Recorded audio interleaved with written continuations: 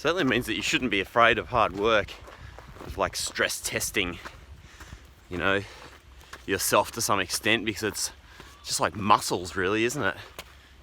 The more you use it, the more you stretch it and strain it beyond its comfort zone, the more it responds and gets stronger.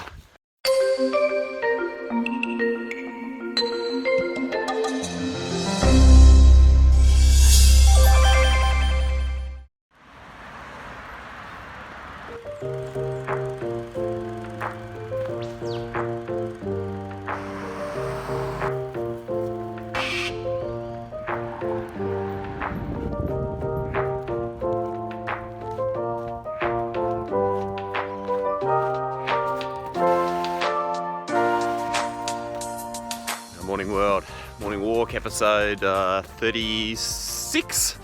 There we go.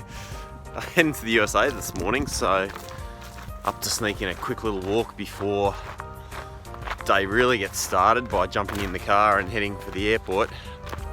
It's a spectacular, crisp Sydney morning. You know, winter is gone, but summer is not yet here. Dog is out and about. You get these lovely pastel colours in the sky this time of year. Up a little bit earlier than normal, about 5, out the door by 10 after, just to make sure I can sneak in enough of a walk before having to beat the traffic. From where I am to get to the airport takes about an hour, so you just don't want to be running too late when it's an international flight.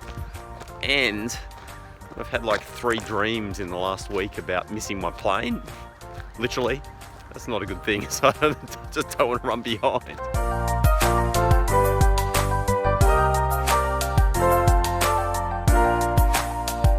Feels particularly brutal this morning. You know what it's like when you're in the habit of your alarm going off at a certain time of day, and it doesn't have to change by very much, only maybe like 15 minutes, have to get up 15 minutes earlier, and it just throws you out completely. It feels like you've had hours left sleep. It's really just incredible how we get so finely tuned in our sleep patterns, and able to wake up just before the alarm. Isn't that great? And then your alarm goes off and you got to get out of bed because you got a flight to catch. Let's complain. Heading to one of those unbelievable places in the world, Santa Barbara, USA. I'll drop some footage in here for you just so you can see what it's like. Absolutely spectacular town. You got the ocean, this beautiful pier, and the mountains up in the background that catch both the morning and the evening light. It's just one of those stunning towns. So, real privilege of work to get to go and spend some time there for a conference full of good people that I know and awesome, interesting technology. It's called Entreport. That's what my week ahead is going to look like. Just love the sunlight on the trees this time of the day. It's got a really rich golden colour, lighting it up from overnight. It's pretty awesome. So I would definitely call a 5:10 or 5 o'clock, 5 a.m. wake up a fair trade for a week in Santa Barbara, which will be pretty awesome. Learn a lot and get to hang out with some pretty cool people. And conferences, international conferences are definitely one of the things that I think are so good professionally if you work in any kind of domain where this stuff goes on, because the networking you can do and the learning that you can do in such a compact period of time is just so great. I think there's a disproportionate return on investment from these kind of things, as long as you work hard while you're there. And I think that's my message for this morning, right? Is that anything really worthwhile generally comes on the far side of hard work.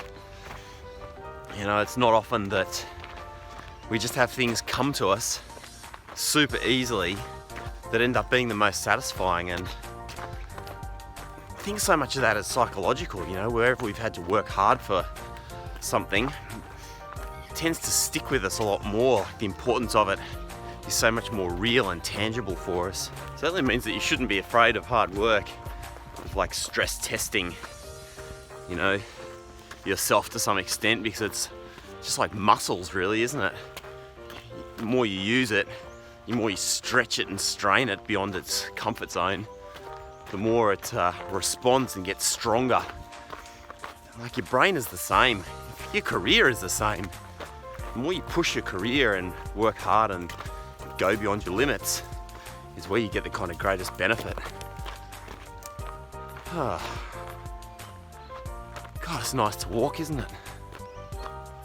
Before the day gets started. When I was saving up for my first overseas trip, I was at university. I was actually working 7 jobs at one stage. Now, granted, they weren't all full-time jobs, of course, but still was employed by 7 different people. I was working in a butcher's shop. I was cleaning up another butcher's shop. I was dissecting birds in a biology lab. I was a soccer referee. Just had so many different irons in the fire. But that hard work paid off, you know. That trip paid me back tenfold those hours that I put in. Got the most incredible memories from it. In fact, that trip ended up setting me on my whole career direction of helping Australian students to have study abroad experiences. So, incredibly fortunate in that sense. None of it would have been possible if I hadn't worked my butt off to earn the bickies to get there. It's often like that, isn't it? There's nothing really that satisfying about, you know, having things handed to you where you haven't had to do that much work. It's kind of like that dopamine hit you get from drinking a soft drink. It's super satisfying when things just kind of fall into your lap, but it can be awesome, can feel incredible, but it's kind of like that sugar hit or the dopamine buzz that you get after you know, play on your telephone for too long. I don't know, it's just a little bit empty, hollow. It doesn't leave you feeling satiated in any way. Whereas when you've had to really work for something, like really put your head down and work your butt off, I don't know, that's so satisfying that it feels a lot more real. Anyway, handful of thoughts for you this morning as I jet set off to the USA. Whatever you're getting up to today, I hope it's a good one, and I'll see you next time on the morning walk. Bye.